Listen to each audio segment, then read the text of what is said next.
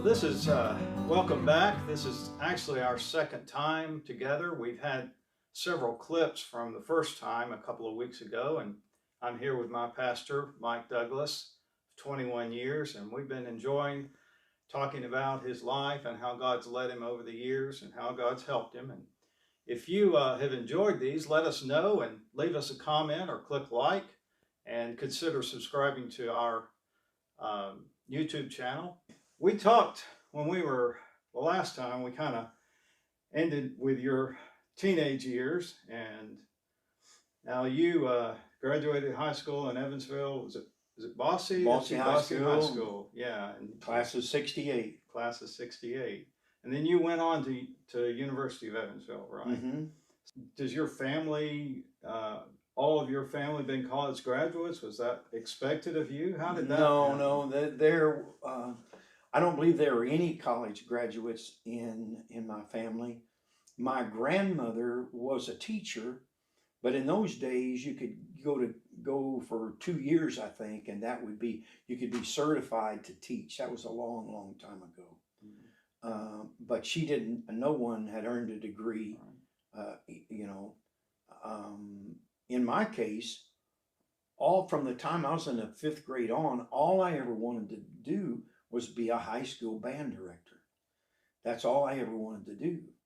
And so everything all through high school, I'm taking the classes that I think I'm going to take, that I'm going to need to go to college, and being a band director is the only path that I ever considered. And so I was fortunate that I had a full scholarship offered at Austin P University. Really? And I thought that perhaps that's where I would go. Mm-hmm. And then later they offered me what I thought was a full scholarship at the University of Evansville. And so if I did that, I could stay at home and not have the dorm thing and save the money and everything. And so foolishly, after high school, 3 other guys and I took out on a kind of a last fling trip to California, and I spent what I had thinking I'm not going to need any money. I've got a full scholarship. Well, when I got there, I found out it was a major music scholarship, which covered about 1/3 of the cost. Surprise. Yeah, and I had to pay my own way through school, and so I had to hustle. Yeah. And so I went to the University of Evansville, and then in my second year, I thought about transferring, but they're on quarters, and the Austin P would have been on semesters, and so it just wasn't going to work, and so I started there. So I'm thankful that I stayed. Yeah. My wife, the lady who was going to be my wife, it was already signed up. She's a year younger. She'd already signed up to Indiana State University, had already been assigned a room in the dorm, everything. I mean, she's going there. Huh. And at the last minute, I mean, things just happened, and I don't know how to really tell you everything that happened, but in spite of everything that everybody thought, she came to the University of Evansville. And it's almost like God was in it. Oh, yeah. Well, I mean, it's easy. We're thinking about it. Yeah, hindsight is really great. You can look back and say, "Wow, Lord, thank you." But she wasn't living for the Lord, and I wasn't either.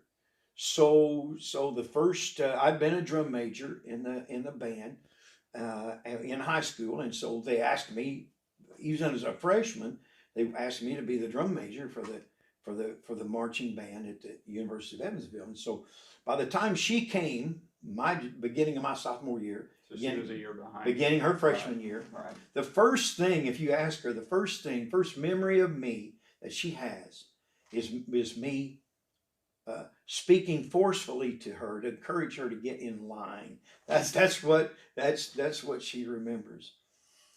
At one point, about her junior year, I was seeing a young lady, and they were friends. Mm-hmm.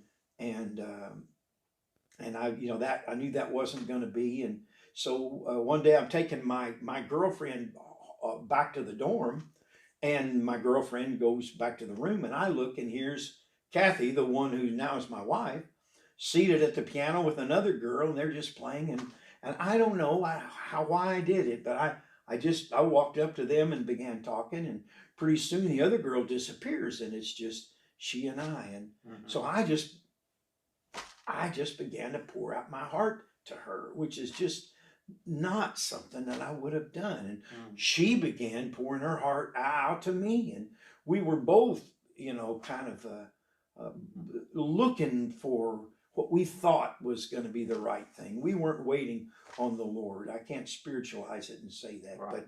but that's the way it was. And I remember at one point she said to me, now this is a line that's famous between the two of us. I shared with her a difficulty, and she said, well, I understand. I just, I care about you. And she said, maybe too much. And so if she were here, I would say to her, that's when I knew I was hooked, and she said, maybe too much. So anyway, it wasn't long then. And then she and I were an item, and I gave her my fraternity pin and all that kind of stuff. And so that was the beginning of it. And I've loved her ever since. We've been married 47 years. Yeah, I remember because you all were married 10 years before us. Okay. We're about to be 37. All right. And one of the things that you and I share in common is that we're both married to women named Kathy. Yes. Except yours is Kathleen. Everybody should. Yeah. Yours is Kathleen and mine's Catherine, but they both go by Kathy. Yeah.